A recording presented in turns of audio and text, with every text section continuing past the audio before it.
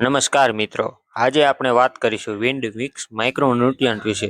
આ વિડીયોમાં આપણે વાત કરીશું વિન્ડ મિક્સમાં કયા કયા માઇક્રોન્યુટ્રિયન્ટ આવે છે, વિન્ડ મિક્સના ઉપયોગથી પાકને શું શું ફાયદા થાય છે, વિન્ડ મિક્સનો ડોઝની વાત કરીશું અને સાથે સાથે કયા કયા પાકોમાં ઉપયોગ કરી શકાય છે તેની પણ ચર્ચા કરીશું.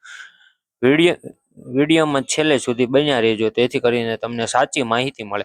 વિન્ડ મિક્સ એક મલ્ટી માઇક્રોન્યુટ્રિયન્ટ છે જે પાકના વિકાસમાં ખૂબ જ મહત્વનો ભાગ ભજવે છે.